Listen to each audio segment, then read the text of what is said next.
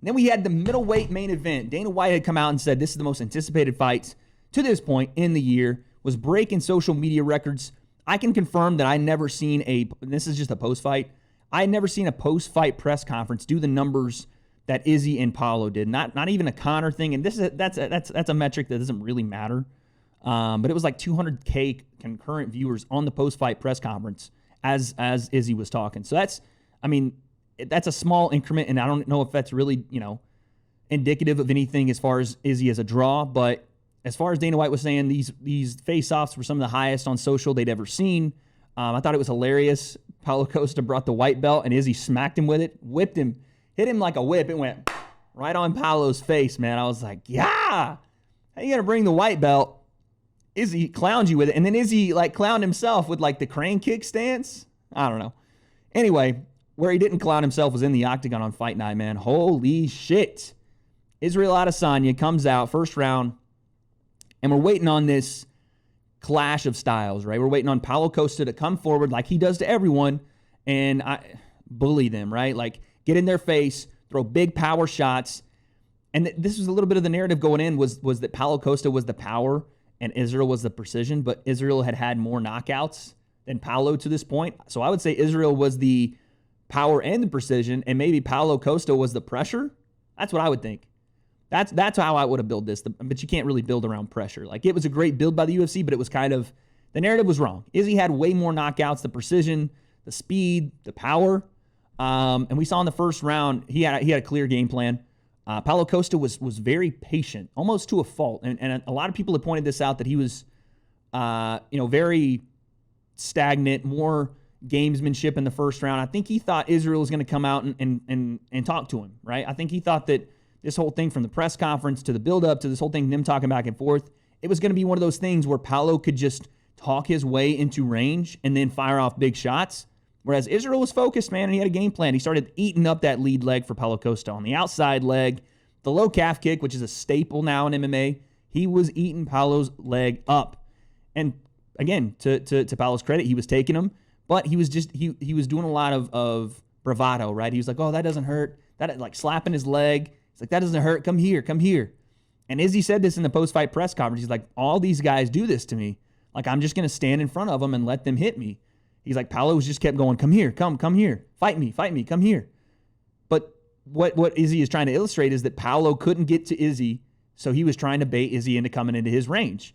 Because if Paulo runs in on Izzy, and we saw this a couple times, he would rush in, throw a body kick to get close, and Izzy would make him pay. Punches in bunches on the inside, where you would think Paulo would have the advantage, and maybe he would have had he fought a different fight, maybe been more aggressive coming in. But it's so hard to be with Izzy, man. It's so hard because you don't know what he's going to throw, where he's going to throw it. The switch stance, he threw a question mark kick that looked like a razor blade that came over Paulo's head. The leg kicks, the body kicks, inside, outside. He mixed up things so well that I'm sure Paulo was like, what the hell am I supposed to do? I can't get in on this guy, because when I try to, either he was entering with a body kick, which was interesting. It gave Izzy a way out immediately. He would throw the right body kick and Izzy would just slide to the left side. It's interesting. But once he got in there, and there was a point where he had Izzy on the cage for a little bit, and Izzy was just in the clinch, battering him, uppercuts, hooks to the head, and then he would frame and get out. So this was listen, City Kickboxing, they come up with some schemes, man. They understand distance, and again, Chael Sonnen, I have to give him credit for this. He was talking about distance control, and when people say that they know the range, right? It's a lazy term for people to say that someone is good at hitting the other person more than they're getting hit, right? So when people say, "Oh, he's going to control the range," they'd be right, but it's they don't know why they're right. And I think what they're trying to say is, and what they want to mean is that Israel Adesanya understands where he can hit and can't and not get hit. And that's what happened with Paulo Costa. You saw him eat up the legs, and Paulo had no answer for him. And Paulo should have gone back to Israel's legs. But at that point, when it was 5, 6, 7 deep, at the end of that first round, Paulo's lead leg was 8 up. And then the counter to that was Paulo was supposed to be able to get inside and batter Izzy, right? To get him on the cage and throw these massive hooks to the body. Paulo loves eating up the body.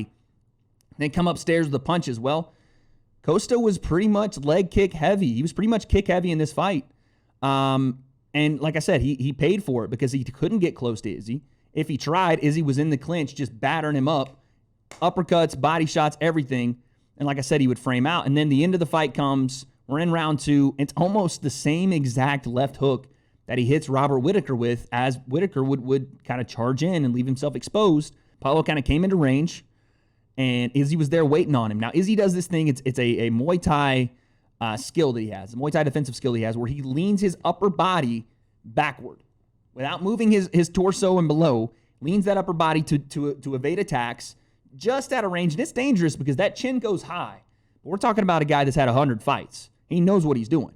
So he pulls that chin just out of range to make you think not only is he out of range, but that you can't get hit. You come closer into range, and now he's ready to let off. And sure enough, he hits a right hook, and Paulo turns his head as if the right hook, like to kind of slip the right hook. And when he does, Izzy comes across and hits him with the left hook on the temple of, I guess, his left side, which is something you rarely see. He catches him on the temple of his left side. Again, the punch itself looked like the one that he threw against Robert Whittaker, but he hit him on the left side of the temple, and Paulo Costa falls. Izzy follows up and gets the W. I thought it was hilarious. He humps him after the fight. Izzy, listen, he says this about himself. He's 31.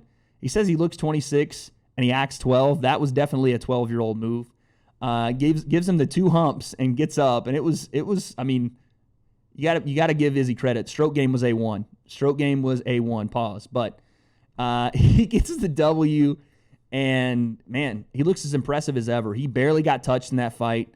Paulo really had no answer for the leg kicks, and then Izzy came upstairs with a nasty head kick that kind of started that sequence toward the end of the fight. Catches Paulo on the brim. He was bleeding pretty bad.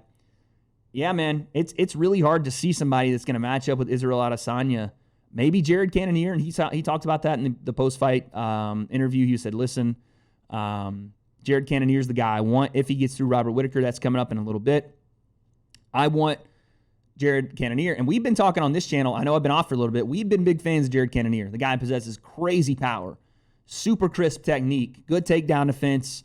I don't know if he's as fast as Izzy. I don't know if he has as many weapons as Izzy, but man, that guy can crack. But we're going to see. This could be, the Jared Cannonier fight could look a lot like this. I don't think he'll be as hesitant as Paulo was, as kind of like gamesmanship as Paulo was in this fight. I think Paulo waited a little too long to get going, because if he was afraid of the 5 rounds and the same thing we're kind of talking about with Dominic gassing and not being able to get off because he's so big for 185, if he was afraid of that, you would at least think he would hang out around yeah, okay, you're not going to get as many shots on Izzy, but you can't hang out in there and just let him tag you up with that lead leg over and over, because now you're down on the cards and he's taking away your power foot.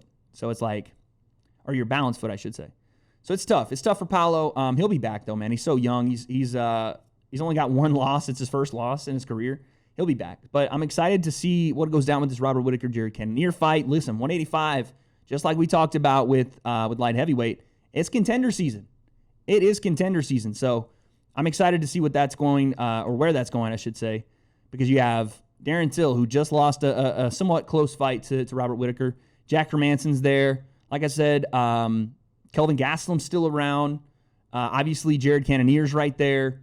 Chris Weidman maybe is somebody you might want to keep an eye on in that division. He's definitely a matchup problem for a lot of these big strikers. Yoel Romero, I have no idea what he's doing. I would say Yoel should go to 205, but that's just me. So yeah, 185, it's contender season. It's more just line him up for Israel Adesanya and watch him fall, man. He is one of the best striking talents of our generation. If not, he is making a lightning bolt toward the best middleweight of all time in the UFC. And I know that's almost blasphemous to say with as many defenses as Anderson Silva had, but this man is taking out contenders left and right. He's undefeated at 20-0. He beat Anderson Silva. He's on his way. If this happens, we see 2 or 3 more of these, we could be calling for the best middleweight ever. I mean, 23-0, and he defends everything. Then we're talking about possibly a John Jones fight, which please count me in for that. And his coach is talking about even Stipe. What the hell is going on? Can anybody beat this man? We're going to see, but I'm very interested in it. And Israel Adesanya, man, you just watch him. He's so crisp. Everything is so effortless. He understands the little things, right? And this is in any sport. You understand the little things, the big things that people catch, the things that people are like, wow. They miss the little stuff. They see the big right hand. They see the question mark kick and how flashy and awesome it looks. They see the teep kicks, which I thought he used a good job of the teep kicks to keep Paulo's knee from he was trying to buckle Paulo's knee, but he kept it on that lead leg.